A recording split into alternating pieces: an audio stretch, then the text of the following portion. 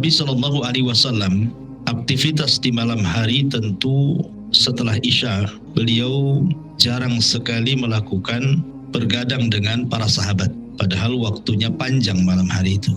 Tetapi Nabi SAW kebiasaannya langsung tidur, dan ini karena perintah Allah Subhanahu Wa Taala. Jadi tidurnya Rasul itu wahyu, jadi Allah yang nyuruh tidur. Makanya kenapa tidurnya Nabi Shallallahu Alaihi Wasallam jadi mukjizat tersendiri, dan itu difirmankan di dalam Al-Quranul Karim di dalam surah Al-Muzammil. Ya ayyuhal muzammil qumil laila illa qalila nisfahu aw inqus minhu qalila aw zid alaihi warattilil qur'ana tartila. Di sini Allah Subhanahu wa taala mengatakan nisfahu aw inqus minhu qalila. Jadi Nabi Shallallahu Alaihi Wasallam dibimbing oleh Allah Subhanahu Wa Taala untuk tidur itu minimalnya separuh malam, dan separuh malamnya lagi bangun. Nisfahu artinya separuhnya, separuh malam tidur, separuh malam bangun.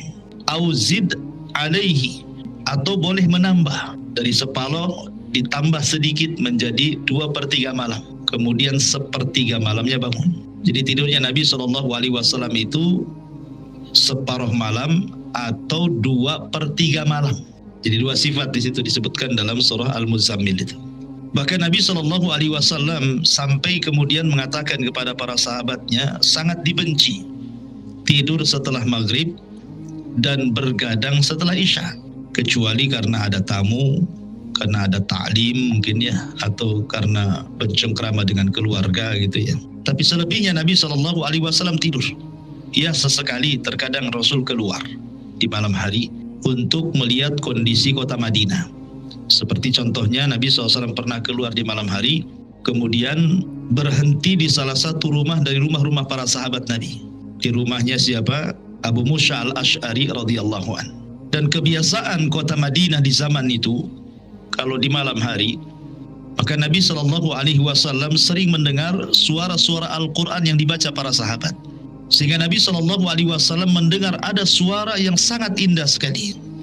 Rupanya setelah didekati, yang membaca Al-Quran itu adalah Abu Musa al-Ash'ari. Saking indahnya Nabi SAW tidak sadar, berdiam diri di samping rumah Abu Musa al-Ash'ari sampai mendekati subuh, sampai adzan pertama. Kemudian Rasulullah SAW di pagi harinya memanggil Abu Musa al-Ash'ari dan menceritakan bahwa dia semalam menguping bacaan Qur'annya.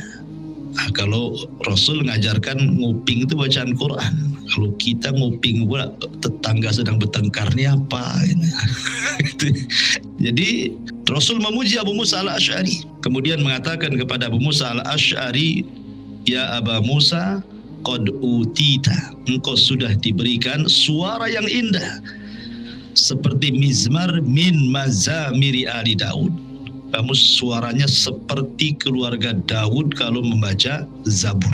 Ya, wajar Abu Musa al-Ash'ari punya suara seindah itu karena kabilah Ash'ariyun yang ada di Yaman itu terkenal bacaannya indah. Sampai-sampai Rasul itu bisa mengenali dalam peperangan itu walaupun gelap, di mana kabilah Ash'ariyun berkumpul, di mana kabilah-kabilah yang berkumpul tuh. Tahu, oh ini sebelah sini nampaknya al-Ash'ariyun. Kenapa? Karena kebiasaan mereka suka baca Quran dan mereka memiliki suara khas. Jadi Rasul tahu sampai di tengah-tengah pasukan mana kabilah Ash'ariyun itu berada di situ. Dan itu sangat penting para pembaca Quran itu di tengah-tengah jihad, karena itu yang menentukan kemenangan. Artinya kembali ke tema bahwa Nabi SAW sekali-kali ya keluar. Tetapi aktivitas Nabi SAW di permulaan malam biasanya tidur. Dan para ulama membahas tentang tidurnya Nabi SAW sebagai mukjizat. Kenapa? Karena kalau kita tidur di awal malam, itu akan membawa kesehatan badan walaupun hanya 4-5 jam. Bisa kita tanya ke dokter-dokter, pakar-pakar kesehatan, orang yang tidur setelah Isya bangun jam 1 gitu ya, dengan orang tidur jam 1 bangun jam 5. Itu beda, rasa ke badan tuh beda gitu ya. Pagi harinya itu kita masih lemas tuh kalau biasanya tidur di atas jam 12 itu, walaupun kadang-kadang sudah 10 jam tidur masih lemas tuh siangnya. Tapi kalau tidur di awal walaupun 5 jam, 4 jam itu siangnya tidak akan lemas. Artinya di sini ada rahasia mukjizat Rasul, tidurnya Rasul jadi mukjizat gitu ya. Dan itu sangat dianjurkan bagi anak-anak muda yang kadang-kadang bertanya, saya kok susah kali ya bangun subuh ya. Bukan ditanya kapan bangun, kapan tidur kan itu ya. Kalau kapan bangun ya, karena bangun itu kan disesuaikan dengan tidur ya. Kalau tidurnya di atas jam 12 ya memang agak sulit bangunnya. Tapi kalau seandainya tidurnya ba'da isya, tidak perlulah 3 handphone dipasang alarm tuh. Pasti bangun sendiri tuh. Ya, karena sudah kecapean juga tidur pada isya gitu ya. Pasti bangun itu, entah bangun mau kencing mau apa gitu ya. Apalagi orang sudah punya azam pengen bangun tidur malam, maka orang ini akan diberikan taufik.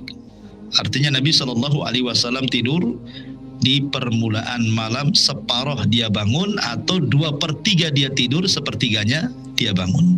Dan kebiasaan Nabi SAW sebelum tidur, biasanya Nabi SAW beliau berwudu, kemudian mengebutkan tempat tidurnya dengan ujung sarungnya, kemudian beliau berdoa dengan adhkarun naum, namanya zikir-zikir tidur, seperti membaca akhir surah Al-Baqarah, Amanar Rasul, kemudian ayat kursi, Allahu la ilaha illa huwal hayyul qayyum, terkadang membaca muawwidhataini, qul a'udzu birabbin nas, qul a'udzu birabbil falaq, kemudian mengusap-ngusapkan tangannya dari ujung kepala sampai kaki gitu ya. Kemudian doa tidur yang lainnya, baik yang panjang ataupun yang pendek. Yang pendek ya mungkin sudah hafal ya. Kalau yang panjang seperti Allahumma inni aslamtu nafsi ilaika wa alja'tu dhahri ilaika, dan begitu seterusnya. Kenapa manfaatnya orang berdoa sebelum tidur itu? Karena Nabi SAW menjelaskan, di antaranya orang yang membaca doa Allahumma inni aslamtu nafsi ilaika sampai akhir hadis dari Bara bin Azib radhiyallahu anhu itu, kalau seandainya Allah takdirkan di pagi hari kita bangun, maka kita akan dibangunkan di atas fitrah, kita akan dibangunkan di atas kebaikan.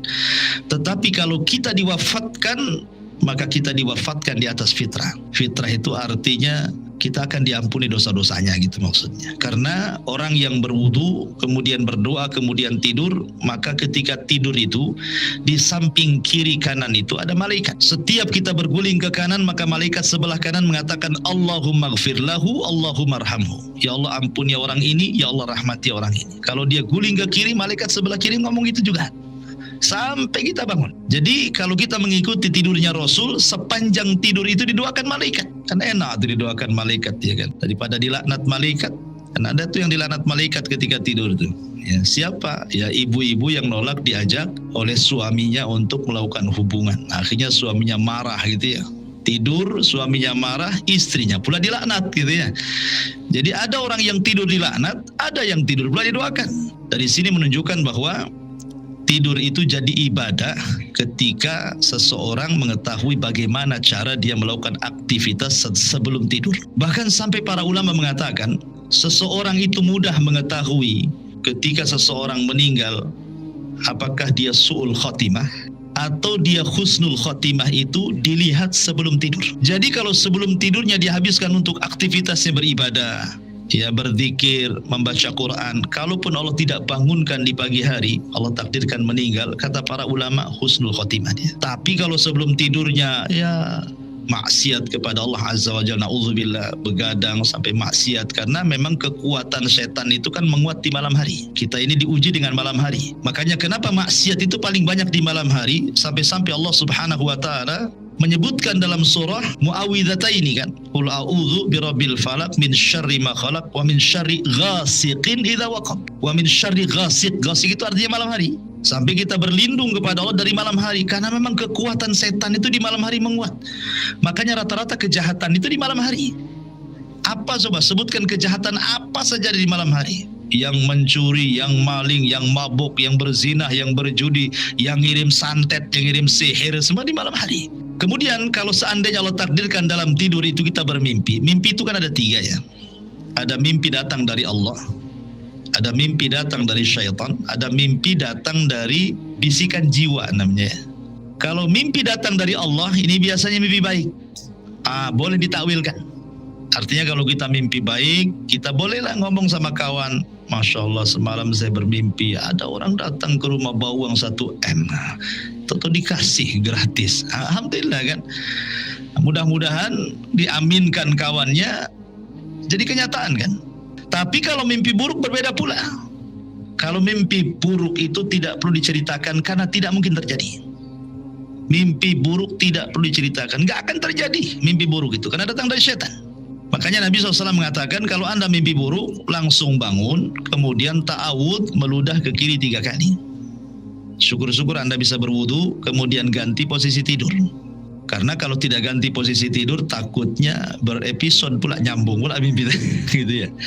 Jadi ganti posisi tidur. Kalau tadinya kepala sebelah sini, gantilah kepala sebelah sana gitu ya. Jadi supaya beda mimpinya. Ada juga mimpi ya haditsun nafsi namanya. Ya karena bisikan jiwa, terlampau banyak yang dipikirkan masuk ke mimpi, itu maksudnya. Seperti anak muda gitu ya, pengen nikah sama si Anu, kepikiran, akhirnya betul-betul menikah dalam mimpinya. Pas bangun ternyata hanya mimpi saja kan. Itu bisikan jiwa karena terlampau banyak mikir, itu jadi kebawa mimpi jadinya. Ya itu namanya bisikan jiwa. Ini pun tidak akan terjadi. Gak usah ditafsirkan, gak usah ditakwilkan. Yang ada takwil itu hanya mimpi baik saja. Kalau mimpi baik ceritakan. Makanya nanti aktivitas Rasul setelah subuh itu terkadang bertanya kepada sahabat, mimpi apa kalian? Itu salah satu aktivitas Nabi itu. Jadi Nabi SAW bangun di separuh malam atau di sepertiga malam. Karena Rasul tidurnya separuh malam atau 2/3 malam. Kemudian bangun. Setelah Nabi SAW bangun, aktivitas Nabi bangun biasanya mencuci tangan 3 kali, kemudian bersiwak. Karena tidur itu kan merubah bau mulut. Makanya Rasul bersiwak. Kemudian Nabi SAW membaca Al-Quran dan Qiyamul Lail. Aktivitas Rasul itu, kalau setelah bangun dari tidur malam, kalau tidak sholat, baca Quran. Kalau tidak baca Quran, tadabbur. Ya, tadabbur Al-Quran ataupun melihat kekuasaan Allah di malam hari. Tetapi berbeda pula kehidupan Rasul dengan kehidupan kita gitu ya. Kalau kehidupan di zaman para sahabat Rasul luar biasa. Sampai Umar bin Khattab radhiyallahu anhu menceritakan, dia pernah keluar, kemudian mendengar dari kamar Aisyah radhiyallahu anha, Aisyah sedang membaca Quran dan terdengar tangisannya keluar. Maka Umar pun kemudian pergi. Lama kemudian balik lagi, masih mendengar juga Aisyah menangis. Kenapa sampai terdengar? Karena rumah Rasul bukan kayak rumah kita. Rasul itu rumahnya bentuk kamar-kamar. Mungkin ibu bapak tahu kos-kosan lah. Seperti itulah rumah Nabi itu. Kos-kosan bahasa kitanya. Karena bukan rumah, makanya di dalam Al-Quran ada namanya surah Al-Hujurat. Namanya kan Suratul Hujurat. Hujurat itu artinya kamar-kamar. Ya, jadi Rasul itu rumahnya ya kamar. Satu kamar Aisyah, satu kamar Hafsah, satu kamar itu saja kayak kos-kosan gitu. Dan panjangnya cuma 3 meter saja. Jadi kalau Aisyah radhiyallahu anha menata rumah itu hanya kalau disekat itu dengan gorden saja begitu. Luar biasa ya, cuma 1 kamar saja ya. Kita ini kadang satu rumah nak berapa kamar itu ya. 1 untuk kita, 10 kamar untuk jin biasanya. Kebanyakan kamar gitu ya. Kurang di bawah, naikkan lagi ke atas. Naikkan lagi ke lantai 3, la haula wala quwata illa billah. Jadi ini menunjukkan bagaimana kesederhanaan kehidupan Rasul. Makanya Umar bisa mendengar Aisyah radhiyallahu anha membaca Quran dan menangis. Namanya 1 kamar saja gitu ya. Intinya bahwa Nabi SAW hari beliau terkadang sholat malam, dan itu kewajiban bagi Rasul sholat malam. Beda bagi umatnya sunnah. Pada awalnya sebenarnya sholat malam itu wajib bagi Rasul dan bagi umatnya. Tetapi kemudian melihat ketidaksanggupan umatnya, maka dihapus kewajiban itu. Dan itu disebutkan dalam surah Al-Muzammil. Makanya surah Al-Muzammil itu ayat terakhir menghapus ayat yang depan. Ya, awalnya kan kewajiban sholat malam berlaku kepada semua manusia, kaum muslimin. Tapi kemudian dimansuh, dihapus, sehingga sholat malam itu hanya wajib bagi Rasul dan sunnah bagi umatnya. Makanya karena setiap hari Rasul sholat malam sampai akhirnya pecah-pecah kakinya. Sampai suatu malam Aisyah radhiyallahu anha sedang tertidur, Rasul sedang sholat. Namanya kamar 3 meter kali berapa meter saja kan. Tentu Rasul sholat di samping Aisyah kan. Terkadang Rasul harus menyingkirkan kaki Aisyah, diangkat kemudian sujud. Ya karena sempit memang kamarnya gitu, gimana coba caranya. Sehingga Aisyah terkadang tidak sadar dia sedang tertidur, kemudian bergerak, tangannya menyentuh kaki Rasul.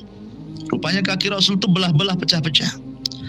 Dan ketika itu usia Nabi memang sudah sepuh kan, sudah di atas 50 tahun ya. Sehingga ketika Aisyah radhiyallahu anha meminta kepada Rasul untuk dicukupkan dengan yang wajib ya, dan juga dibuang dari sunnah-sunnah sholat itu supaya jangan Nabi SAW sakit gitu, kakinya sudah pecah-pecah masih terus saja qiyamul lail setiap malam. Tapi Nabi SAW kemudian mengatakan kepada Aisyah ummul mukminin, afala akuna abdan syakura, salahkah saya menjadi hamba Allah yang bersyukur gitu. Tetap saja Rasul salat sampai akhir hayatnya. Lah Nabi SAW apabila mendekati waktu subuh itu ada 2 azan.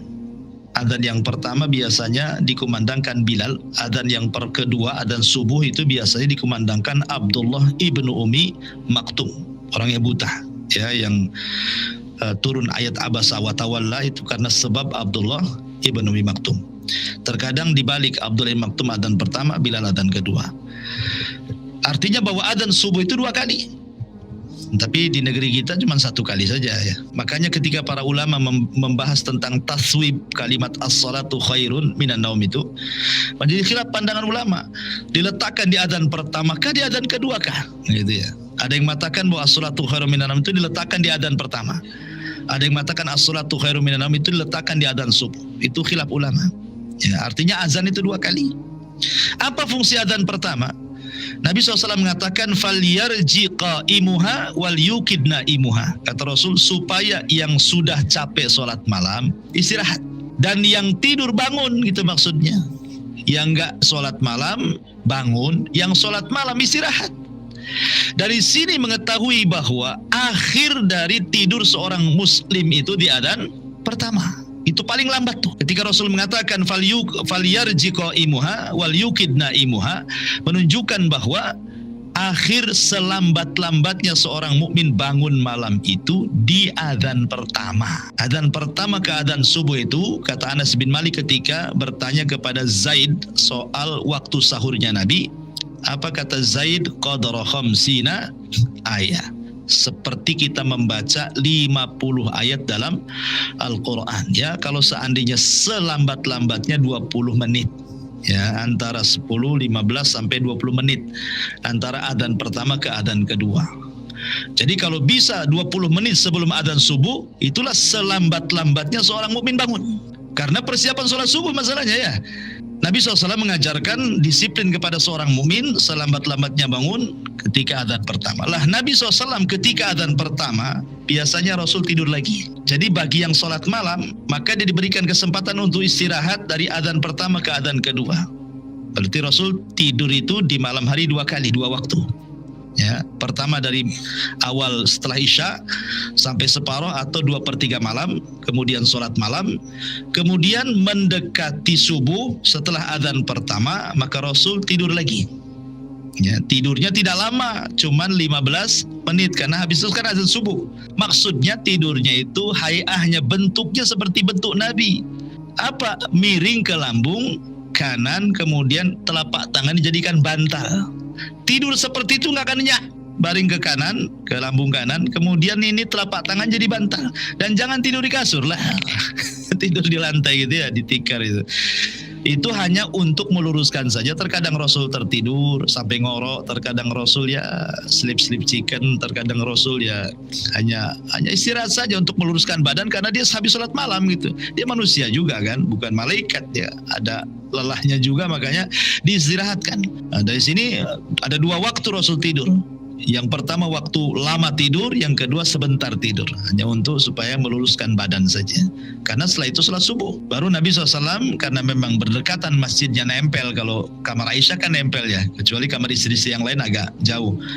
Terkadang Nabi SAW langsung kemudian sholat subuh. Di situ diawali dengan 2 rakaat fajar dulu. Kenapa 2 rakaat fajar penting? Karena Rasul mengatakan rakaatai al-fajri khairun minad dunya wa ma fiha. 2 rakaat fajar itu jauh lebih baik dibandingkan dunia dan isinya. Maknanya saking besarnya pahala ini sampai Rasul tidak pernah meninggalkan qobliyah subuh ketika safar atau ketika mukim. Kalau ketika safar Rasul tidak pernah melakukan rawatib. Rawatib itu dilakukan Rasul ketika mukim saja. Kalau safar Rasul tidak melakukan rawatib kecuali qobliyah subuh. atau dikenal dengan 2 rakaat fajar. 2 rakaat fajar atau disebut dengan qobliyah subuh. Rasul tidak pernah meninggalkan karena pahalanya besar. Rasul tidak pernah meninggalkan ketika safar dan mukim. Baru setelah itu Nabi SAW kemudian mendengar azan Bilal, azan subuh, kemudian sholat subuh. Nah, sholat subuh Nabi SAW, Rasul itu kalau sholat subuh dia tidak kurang dari 100 ayat yang dia baca. Artinya menunjukkan bahwa sholat yang paling panjang yang dilakukan Rasul itu sholat subuh, kan sholat 5 waktu. Sholat yang panjang itu subuh, karena paling sedikit 100 ayat yang dibaca. Adapun yang sedang-sedang saja biasanya di sholat duhur, asar, dan isya. Adapun yang pendek sholat maghrib. Bacaannya itu sunnahnya seperti itu. Kalau subuh itu kalau bisa dipanjangkan. Kemudian aktivitas selepas subuh, ini Nabi SAW disebutkan bahwa biasa beliau aktivitas setelah subuh biasanya beliau bertanya soal mimpi. Ya, soal mimpi, apa yang dimimpikan para sahabat Nabi SAW, dan ini disebutkan di dalam sebuah hadis di mana disebutkan dalam Sahih Bukhari, karena Nabi SAW idza shalla salat as-subhi, apabila Nabi SAW salat subuh, aqbala 'alan nas, setelahnya Rasul biasanya menghadap wajahnya kepada manusia kemudian bertanya, hal ra'a ahadum minkumul laitar ru'ya, apakah ada di antara para sahabatku yang semalam bermimpi baik. Jadi Rasul bertanya di tengah-tengah para sahabat, ada enggak yang mimpi baik semalam itu? Maka sahabat akan menceritakan mimpi-mimpi mereka. Tentu mimpi yang benar dimimpikan. Jangan pula yang enggak bermimpi kemudian cerita dia mimpi. Kata Rasul, sedusta-dustanya orang dusta menceritakan mimpi padahal tidak mimpi. Jadi kalau mimpi baik cerita. Kata Rasul, kamu mimpi apa semalam? Oh, mimpi ini Rasul. Alhamdulillah, takwilkan sama Nabi. Karena Rasul itu ahli takwil mimpi. Diberikan kemampuan sama dengan Nabi Yusuf alaihi salatu wassalam, mampu mentakwilkan mimpi gitu.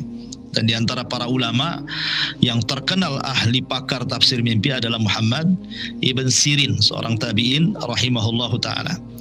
Jadi Rasul mentakwilkan mimpi. Ya, kalau sudah semua tidak ada lagi yang bermimpi atau mungkin semua sudah ditakwilkan, maka kebiasaan Nabi SAW langsung berzikir, membaca Quran gitu ya, sampai mendekati syuruk. Maka Nabi SAW terkadang membuat majelis bersama para sahabatnya, bertanya soal hukum ini, hukum itu, macam-macam.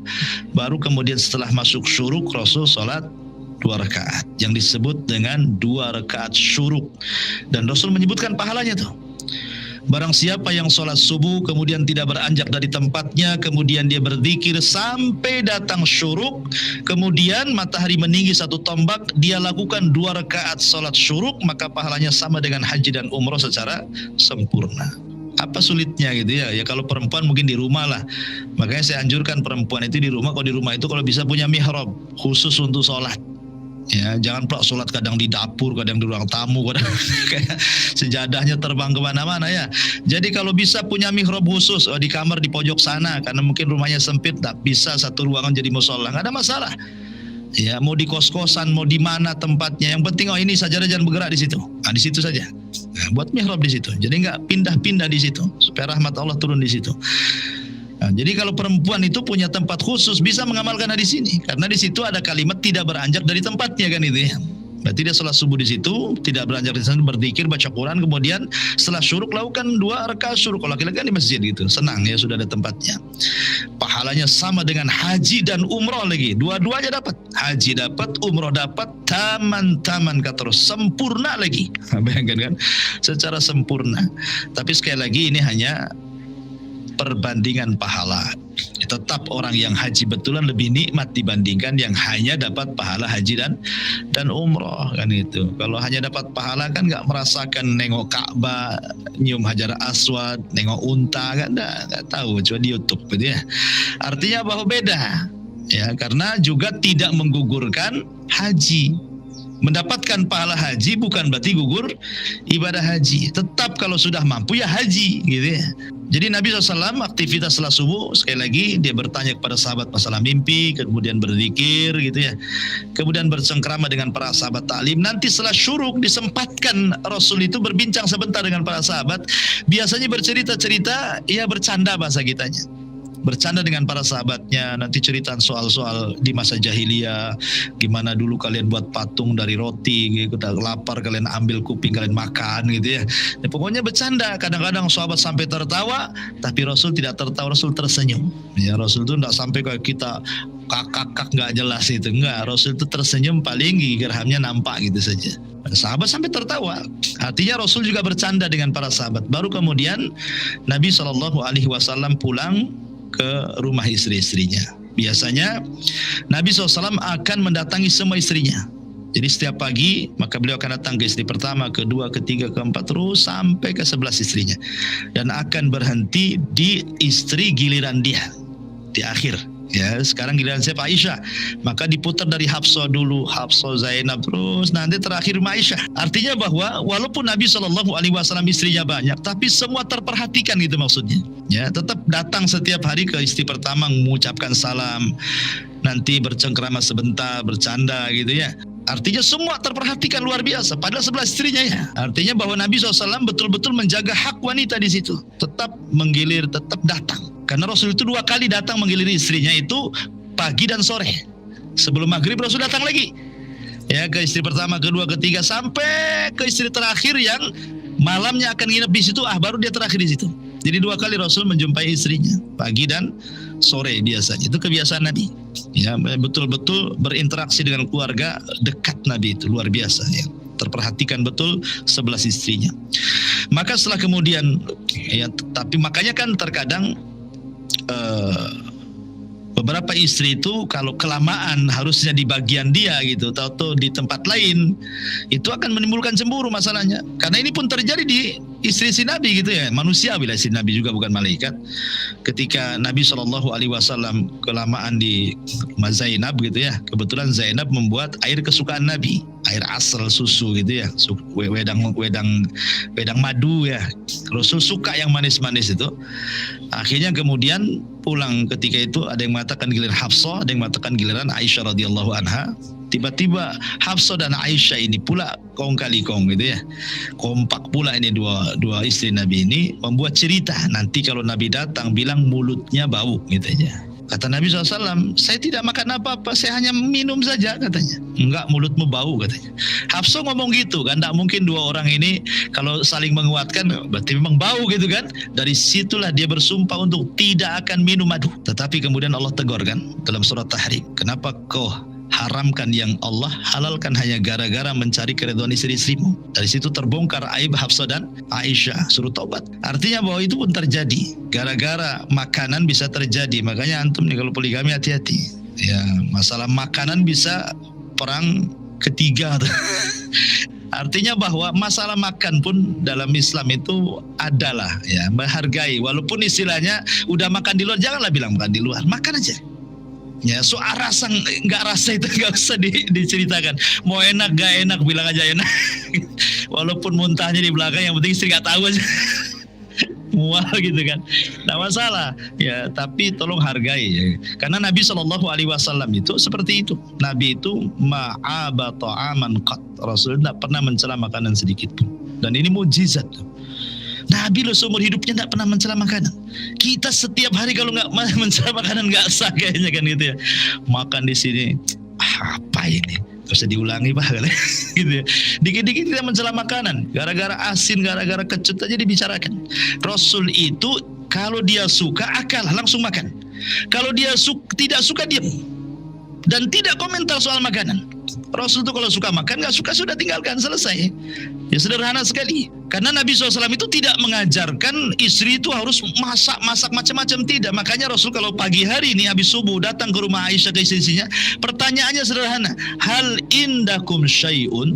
Syai'un ini nakirah dalam bahasa Arabnya. Nakirah itu umum artinya, tidak menggunakan alif lam. Asyai tidak, pakai tanwin. Syai'un, apakah ada sesuatu? Kalimat sesuatu ini apapun mau yang dimasak istri, apa saja Rasul makan, gitu maksudnya. Jadi permintaannya nggak aneh-aneh gitu ya Nabi itu. Kalau kita kan suami kadang-kadang aneh-aneh. Si ini aja dimasak, kok tak pandai masak ya kan? Kadang-kadang langsung ya, itu the pointnya tuh. Kayak enak asinan ini. Jadi intinya bahwa Rasul itu senang, sederhana gitu ya. Pokoknya apa yang dimasak sini dimakan. Soal enak nggak enak ya, kalau enak dimakan, nggak enak ya sudah gitu saja. Tapi nggak pernah mencela, itu hebatnya Nabi. Dan hebatnya lagi kalau nggak ada, Rasul mengatakan idzan ini shaim, kalau gitu saya puasa aja lah, kan enak ya. Kita nggak bisa seperti Nabi, dibilang nggak cerita puasa yang ada marah-marah gitu ya. Kok udah ku kasih 1 bulan 500, tak cukup juga katanya. Kau belikan apa tuh 500 itu, jangan untuk belikan baju katanya. Jadi suudon jadinya. Artinya bahwa Nabi mengajarkan kesederhanaan. Makanya saya katakan stoplah, jangan diwajibkan kuliner itu. Ya makan boleh makan, tapi jangan diwajibkan. Ya karena ada orang wajibkan kuliner itu, keluarga itu kalau di umpamanya hari Minggu libur, nanti keluarga harus makan di tempat ini tempat itu. Kalau tidak makan muring-muring itu kan, tidak perlu, ya kan? Karena itu bukan kewajiban. Bahkan ada yang mewajibkan kuliner itu lebih wajib daripada sholat 5 waktu itu. Itu bahaya ya. Taib, kembali bahwa aktivitas Nabi SAW setelah subuh, setelah syuruk, sholat. Kemudian Nabi SAW biasanya kalau sudah agak siang beliau sholat duha. Ya, sholat duha itu ya antar 8 rakaat, 11 rakaat, ada yang mengatakan lebih daripada itu. Tapi sependek-pendeknya sholat duha ya 2 rakaat kan ya, paling pendek 2 rakaat. Setelah Nabi SAW mendatangi istri-istrinya pagi-pagi, biasanya bertanya soal sarapan kalau nggak dia puasa gitu ya. Maka Nabi SAW, maksudnya puasa di sini maksudnya bukan puasa ma'ruf Senin Kamis ya. Kalau pas di hari lain Kamis kan tidak mungkin artinya puasa kan. Pas di hari Rabu masalah puasa apa kan itu ya. Maksudnya puasa di sini ada diartikan puasa ya sudah nggak makan lah kalau gitu ya. Mungkin nanti siang makannya atau malam makannya. Karena beda makan dengan tidur. Kalau tidur diatur. Kalau Rasul tidur diatur, betul-betul diatur manajemen tidur itu. Kalau Rasul kan tidur 3 kali. Pertama di awal malam, maksudnya setelah Isya sampai pertengahan malam atau 2/3 malam. Yang kedua dari adzan pertama ke adzan kedua gitu ya. Yang ketiga kailulah namanya. Ada tidur kailulah namanya. Kailulah itu tidur, khilaf ulama apakah tidur kailulah itu dilakukan setelah zuhur atau sebelum zuhur. Tapi pendapat yang kuat bahwa kailulah itu dilakukan sebelum zuhur. Ya, paling pendek paling lambat ya sekitar 20-15 menit lah. Ya, nggak sampai 1 jam kailulah itu. Ya, kalau yang di kantor atau yang kerja di luar ya bisa tidur berbaring di kursi gitu ya, di meja sambil pokoknya disempatkan. Dan subhanallah tidur kailulah ini sampai diteliti sampai ke barat sana. Kenapa dalam Islam itu ada perintah kailulah gitu ya, di mana Rasul mengatakan kilu fa inna syaitana la yakil. Dalam hadis yang disahihkan oleh Syekh Nasir Al-Albani rahimahullah, Rasul mengatakan kilu fa inna syaitana la yakil, tidurlah siang karena setan tidak pernah tidur siang. Sampai diteliti hadis ini. Apa hikmah tidur siang itu? Maksudnya tidur sebelum zuhur itu hanya 15 menit sampai 20 menit ya. Rupanya kesehatannya luar biasa gitu. Sampai-sampai barat meneliti orang yang membiasakan tidur sebelum zuhur itu maka terhindar dari penyakit jantung dan tidak akan mati stroke. Ya, itu salah satu manfaatnya. Tapi banyak lagi. Ya, ini salah satu manfaatnya saja, tidak mudah terkena stroke kalau orang tidur sebelum zuhur walaupun hanya 10-15 menit. Ya, itu disebut kailulah disebutnya. Manfaatnya luar biasa. Kenapa? Karena aktivitas kita dari pagi sampai siang itu lelah. Ya, makanya kemudian ada istirahat di situ, tidur namanya kailulah sebelum zuhur. Kemudian manfaatnya juga bagi orang-orang yang biasa begadang di malam hari, dia sudah ada stok kan gitu ya, nggak ngantuk lagi karena walaupun tidur siang walaupun hanya 20 menit itu sudah puas tuh biasanya. Tetapi bagi kita umat Islam mau barat mau timur meneliti soal kesehatan, kita yakin bahwa apapun dilakukan Nabi itu pasti mujizat di situ. Kita tidak perlulah nengok-nengok barat baru dilakukan, baru dengar barat, oh penting juga bro tidur, bukan begitu kan itu ya. Kita mengikuti perintah, kata Nabi kailulah ya kailulah gitu, selesai. Apalagi setelah diteliti makin kuat lagi bahwa ini wahyu dari Allah. Artinya kalau soal tidur memang Rasul betul-betul mengatur gitu. Tapi kalau soal makan kan Rasul nggak ngatur Rasul itu pagi makan, siang makan, sore makan. Kayak kita ini ada jadwalnya makan tuh. Jadi intinya bahwa makan nggak diatur sama Islam.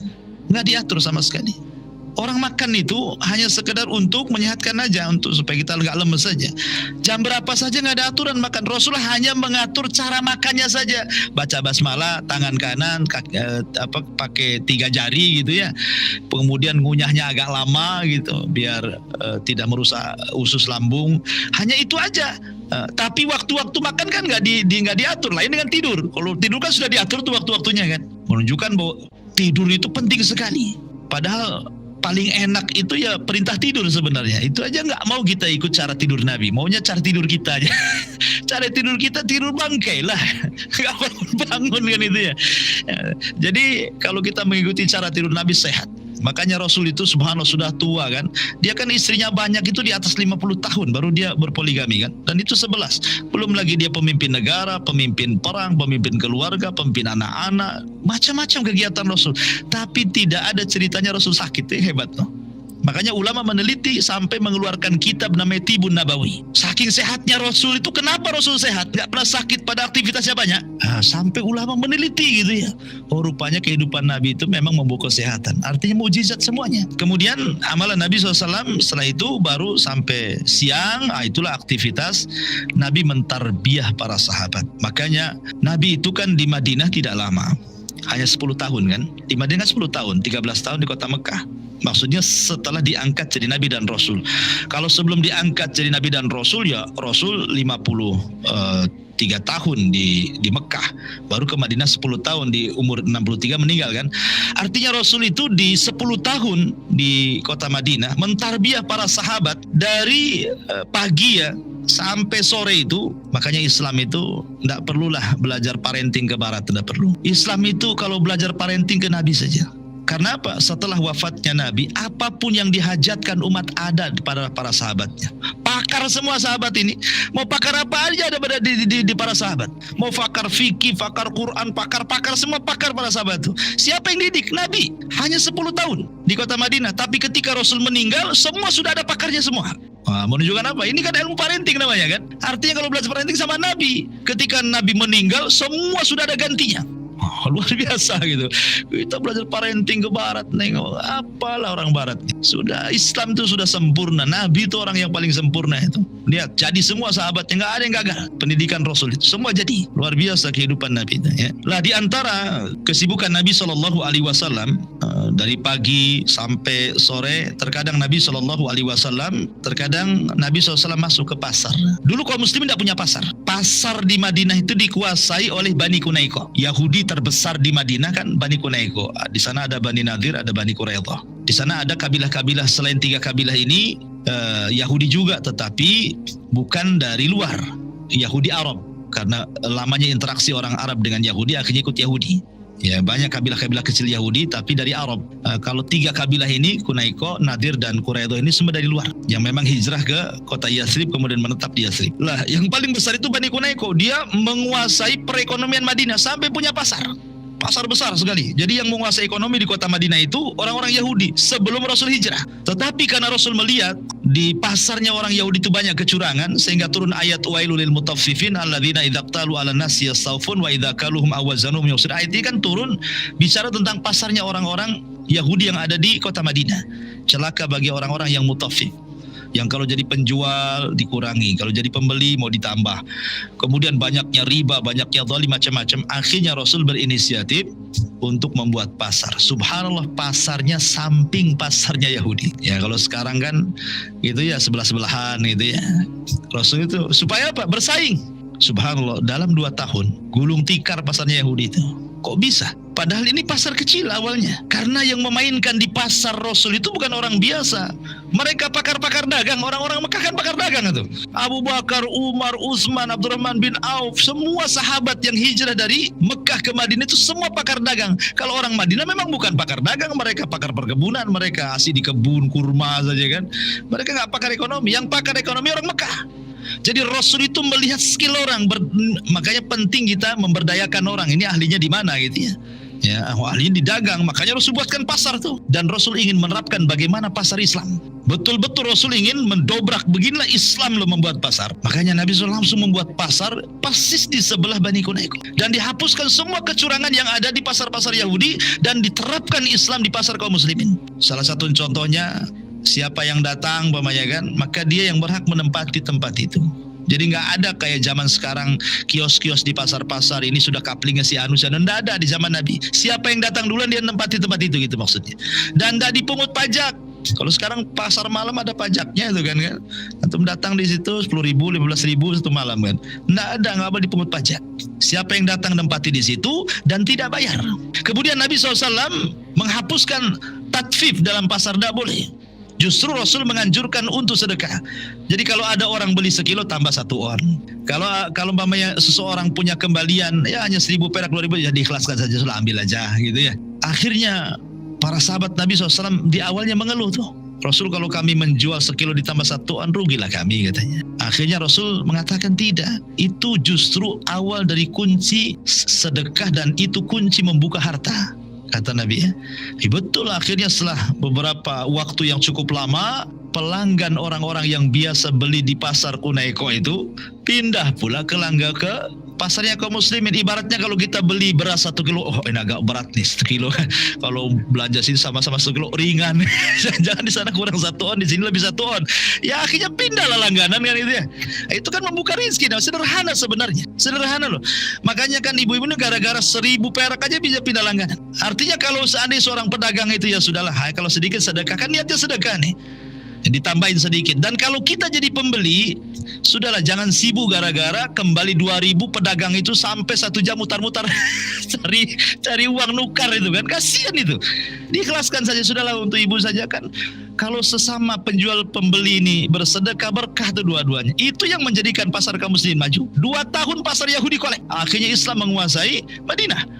Karena ekonomi itu yang menguasai daerah. Ya, kalau sudah ekonomi dipegang, kenapa Barat tuh menguasai dunia? Karena ekonomi masalahnya. Cina menguasai dunia karena ekonomi.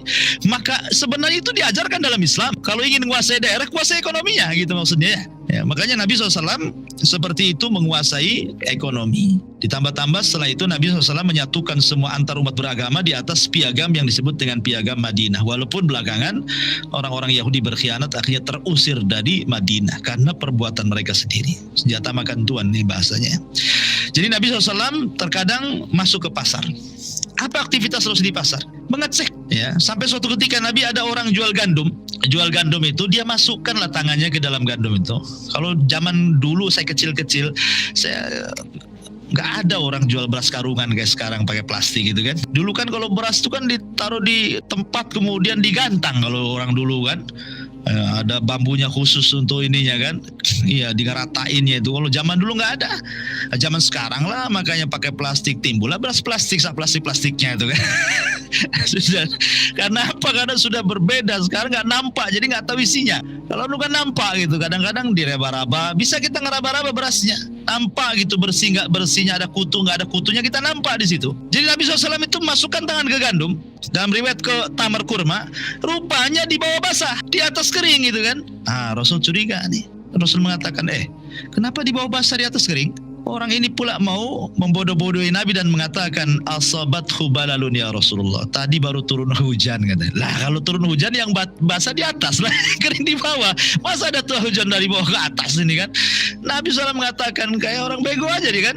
Seolah-olah Rasul tidak cerdas. Kata Rasul tidak. Kata Rasul, kalau seandainya hujan dari langit, harusnya yang basah atas. Kenapa yang basah bawah? Maka Rasul mengatakan, man ghassana falaysa minna. Siapa yang menipu bukan termasuk kelompok.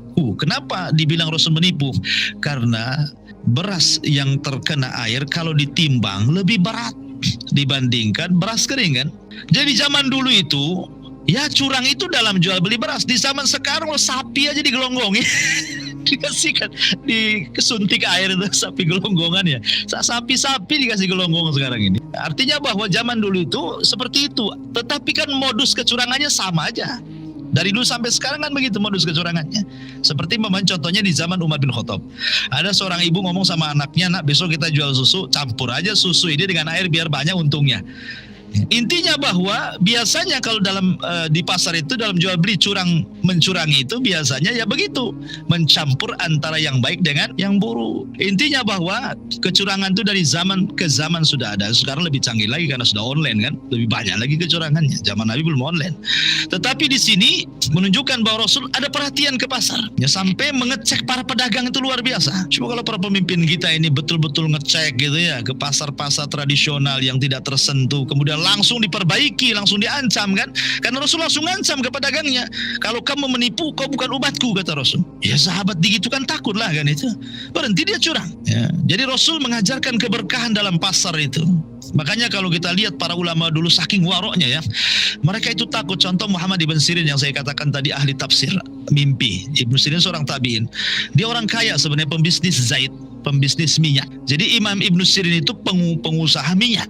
Yang namanya pembisnis itu pasti memandang pasar, tahu dia, ya. Sehingga ketika ada momen tertentu dia rela mengeluarkan modal dengan prediksi dia gitu ya, pasti akan untung tuh. Jadi suatu ketika dia melihat momen pas untuk mengeluarkan modal, dihabiskan semua modalnya untuk membeli mengepul minyak tuh.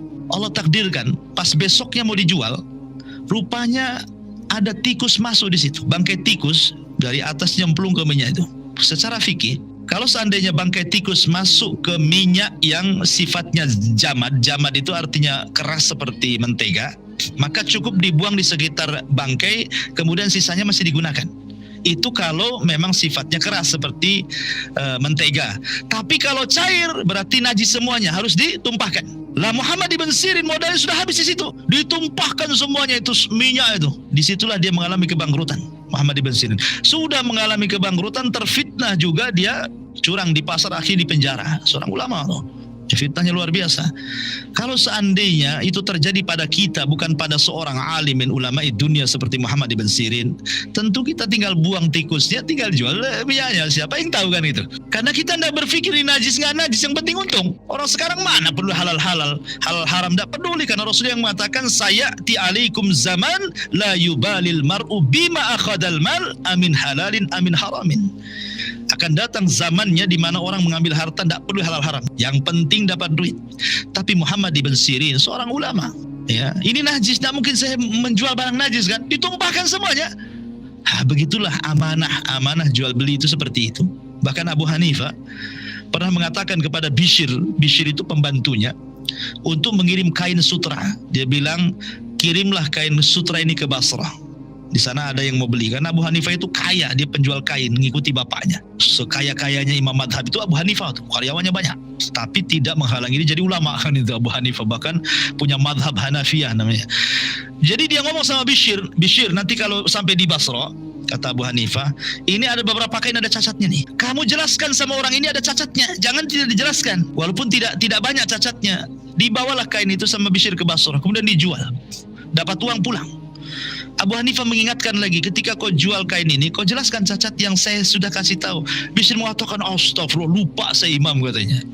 Apa yang terjadi, kata Abu Hanifah?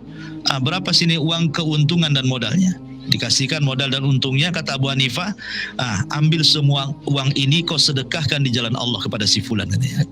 Disedekahkan, dia takut dengan uang syubhat. Itu orang dulu takut syubhat. Jadi Nabi SAW aktivitasnya ke pasar, melihat orang di pasar, bagaimana mengajarkan adab di pasar.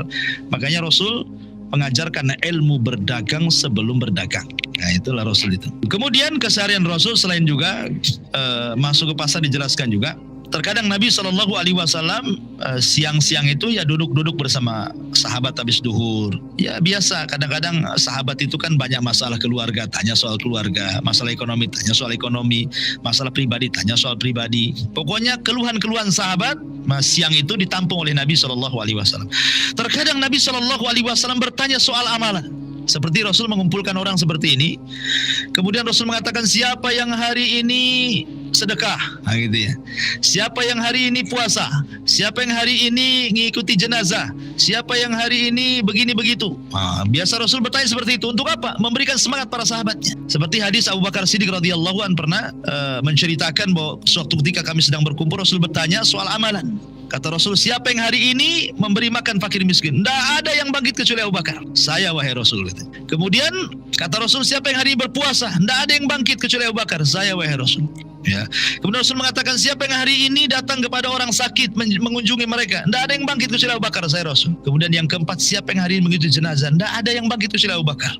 Masya Allah. Ya, makanya Rasul mengatakan, siapa yang memiliki 4 sifat dalam satu hari ini, wajabat lahul jannah, maka wajib masuk surga orang ini. Makanya satu-satunya sahabat yang bertanya soal pintu surga dan dipanggil dari semua pintu surga adalah Abu Bakar. Ya kan, orang kan kalau udah berjubel di pintu surga kan banyak tuh. Masing-masing pintu surga itu akan memanggil sesuai keahlian kita. Kalau kita ahli sholat, maka pintu surga akan manggil, hei ahli sholat kemari. Kalau dia ahli puasa, maka Babur Royan akan mengambil, hei ahli puasa kau masuk dari sini, jangan di sana. Nah, jadi pintu surga itu akan manggil kita. Ada satu orang dipanggil dari 2 pintu, ada satu orang dipanggil dari 3 pintu, ada satu orang dipanggil dari 8 pintu sekaligus, seperti Abu Bakar Siddiq radhiyallahu anhu. Bagi laki-laki dipanggil dari semua pintu susah, karena harus pakar semua. Harus pakar sedekah, pakar jihad, pakar-pakar semua. Kita ini tak pakar semua. Tapi bagi perempuan paling mudah. Ya, kalau ada amalan yang bisa seorang wanita itu dipanggil dari semua pintu. Apa kata Rasul?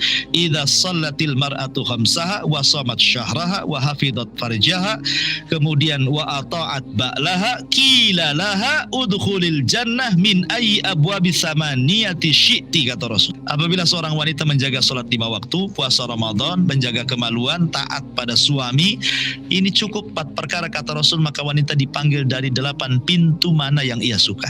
Ya kan, tetapi bukan mudah. Siapa yang bisa menjaga sholat 5 waktu? Kenapa yang ditekankan perempuan juga sholat 5 waktu? Kenapa? Karena ada waktu-waktu haid.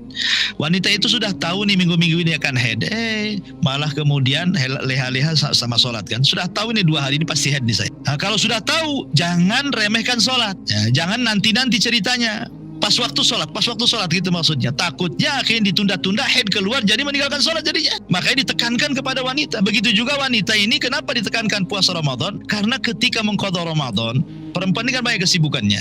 Kadang-kadang sudah masuk Sya'ban di tahun depan, 2 minggu lagi masuk Ramadan, itu belum diqadha-qadha tuh. Hutang yang tahun kemarin itu, sudah mau diqadha, keluar pula haid, hutang lagi 2 tahun berturut-turut kan. Nah, itu kan masalah jadinya, jadi dosa. Nah, makanya kenapa ditekankan bagi wanita 5 waktu sholat dan puasa Ramadan kan itu. Kemudian menjaga kemaluan artinya kehormatan, kemudian juga taat pada suami. Yang paling berat itu taat suami, karena yang paling banyak memasukkan wanita ke dalam neraka itu adalah dalam masalah ketaatan. Ini yang paling banyak perempuan masuk ke neraka gara-gara masalah ketaatan. Memang sederhana taat sama suami, sederhana itu kalimatnya kan?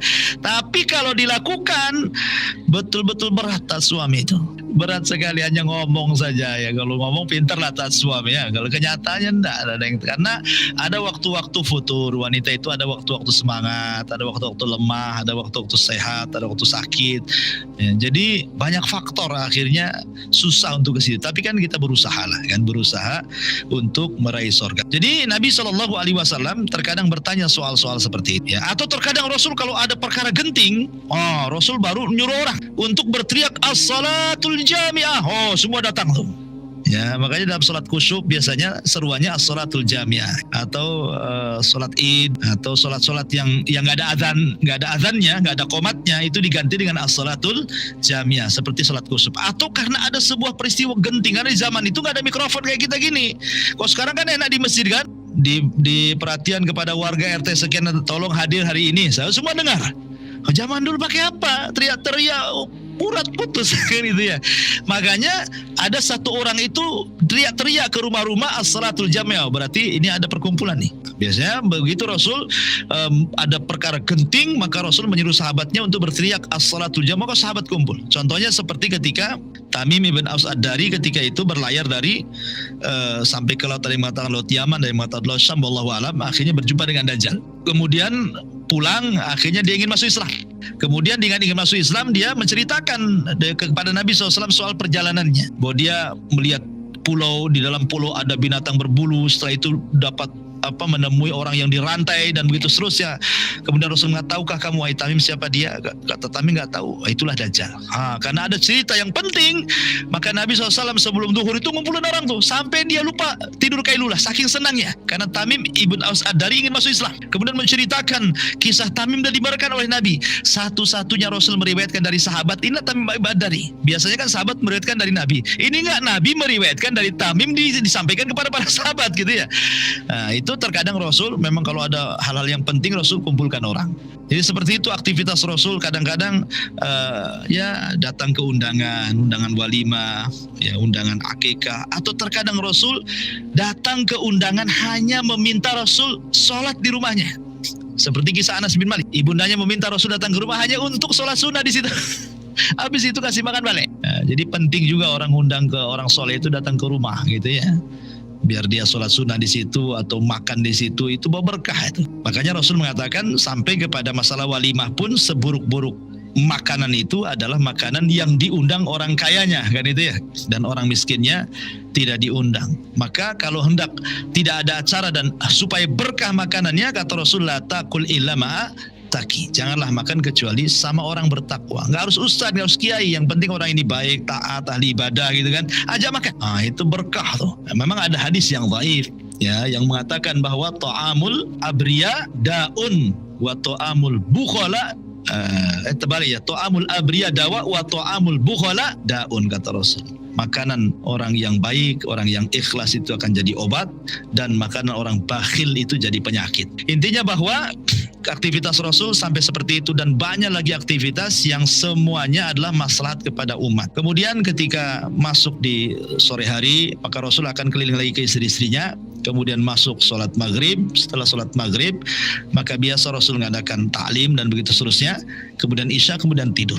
Ya banyak sih kisah-kisah. Rasul juga sakit, bagaimana ketika Rasul sakit gitu ya. Rasul juga safar, bagaimana hari apa yang Rasul dipilih safar. Rasul biasanya kalau safar itu mengambil 2 hari, kalau tidak Senin, Kamis biasanya kan. Itu hari yang biasanya Rasul mulai safar biasanya. Kalau nggak ngambil Senin, ngambil Kamis gitu ya. Dan banyak lagi kisah-kisah Rasul jihad, kisah-kisah Rasul banyak sekali. Tidak mungkin, ini kan hanya global saja dari awal, tidak mungkin saya kisahkan.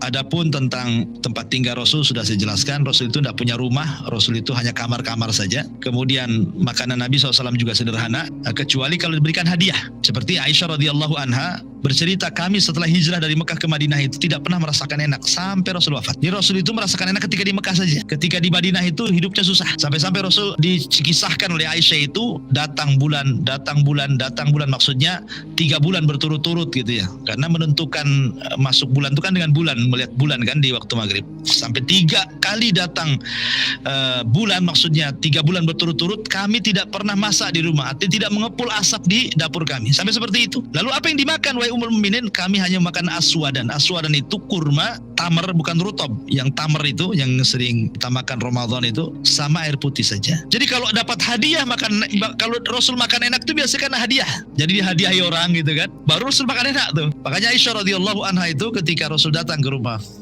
Aisyah, kata Aisyah, ada makanan enak wahai Rasul, sengaja aku simpan untukmu. Akhirnya kemudian Rasul makan. Baru dia makan enak tuh kalau dikasih hadiah. Seperti itu Rasul makan. Dan Nabi SAW ya kalau makanan yang paling disukai ya tentu daging kambing. Itu pun tidak semuanya. Biasanya diambil katifnya, paha kambing. Termasuk juga Nabi SAW secara umum ada 3 poin dalam keseharian bersama para sahabat. Pertama, menganjurkan untuk beramal soleh. Yang kedua, menganjurkan untuk berdakwah ilallah. Dan yang ketiga, mengajarkan Al-Quran. Dan disebutkan keutamaannya yang mengajarkan dan yang belajar Al-Quran.